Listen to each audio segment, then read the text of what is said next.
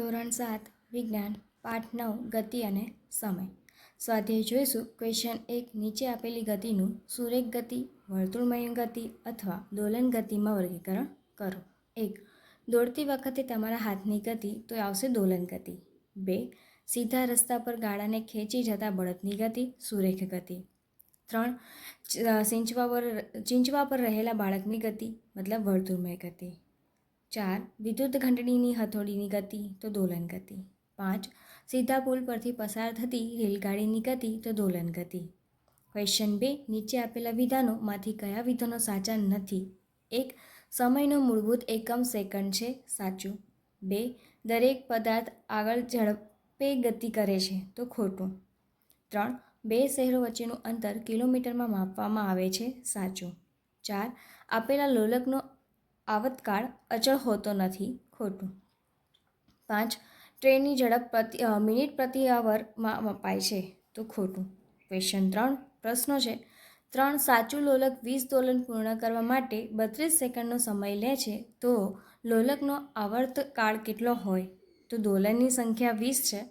20 દોલન પૂર્ણ કરવામાં કુલ લાગતો સમય 32 સેકન્ડ. તો 1 દોલન પૂર્ણ કરવામાં કુલ લાગતો સમય કેટલો? તો 1 દોલન પૂર્ણ કરવામાં કુલ લાગતો સમય બરાબર દોલન પૂર્ણ કરવામાં લાગતો કુલ સમય ભાગ્યા દોલનની કિંમત. તો આવશે તો કરવાનું 32 સેકન્ડ ભાગ્યા 20, તો જવાબ આવશે 1.6 સેકન્ડ.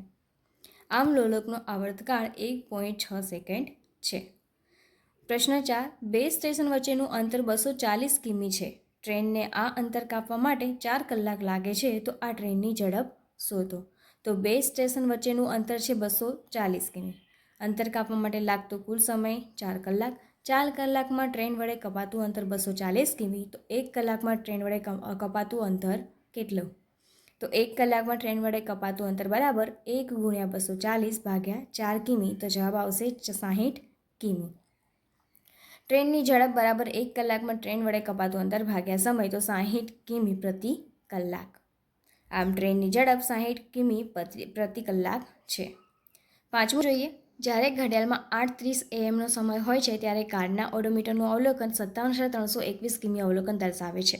જ્યારે 8:50 AM સમય હોય ત્યારે કારના ઓડોમીટરનું અવલોકન 57,336 કિમી દર્શાવે છે. તો કારની ઝડપ તે સમયગાળામાં કિલોમીટર પ્રતિ મિનિટ તથા કિલોમીટર પ્રતિ અવરમાં શોધો. તો ઓડોમીટરનું પ્રારંભિક અવલોકન 57,321 કિલોમીટર, ઓડોમીટરનું અંતિમ અવલોકન 57,336 કિલોમીટર.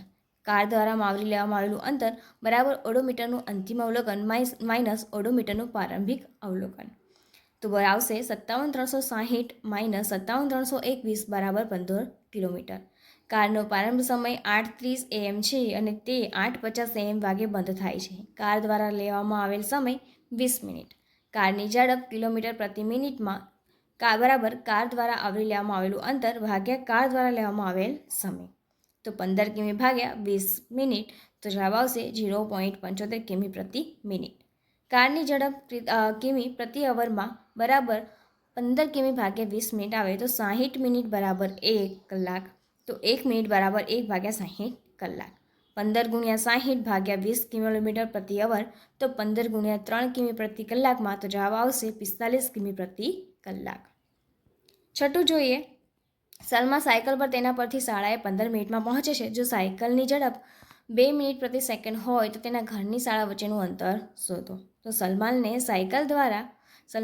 સાયકલ દ્વારા તેની શાળા સુધી પહોંચવામાં લાગેલો સમય 15 મિનિટ માટે 1 મિનિટ બરાબર કેટલી થાય? 60 સેકન્ડ. તો 15 × 60 તો 90 સેકન્ડ. તથા સલમાની સાયકલની ઝડપ 2 મિનિટ પ્રતિ સેકન્ડ. સલમાનની સાયકલની દ્વારા આવરી લેવામાં આવેલ અંતર બરાબર ઝડપ ગુણ્યા લેવામાં આવેલ સમય, તો 2 × 900 બરાબર 1800 મીટર. આપણે જાણીએ છીએ કે 1000 મીટર બરાબર 1 કિમી, 1800 મીટર બરાબર કેટલા કિમી?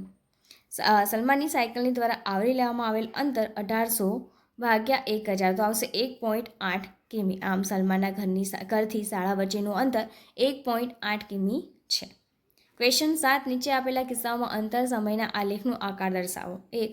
અગર ઝડપે ગતિ કરતી કાર, તો અંતર સમયના આલેખમાં સમયની સાથે અંતરમાં વધારો થાય છે.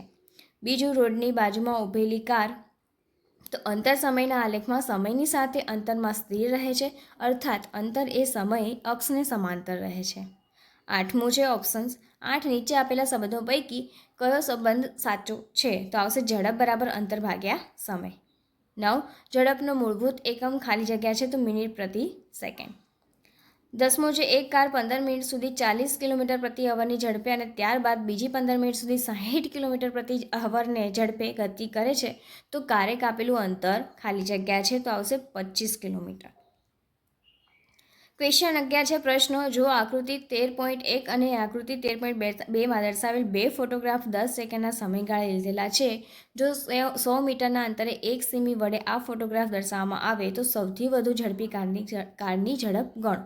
તો વાદળી કાર દ્વારા આવરી લેવામાં આવેલું અંતર, એક આડી સફેદ પટ્ટીથી બીજી સુધીનું અંતર જે સ્કેલ દ્વારા 1.2 સેમી માપવામાં આવે છે. અહીં આપવામાં આવેલ છે કે 1 સેમી 100 મીટરની સમકક્ષ છે, માટે 1.2 સેમી 120 મીટરની સમકક્ષ છે. સૌથી વધુ ઝડપી કારની ઝડપ 120 મીટર.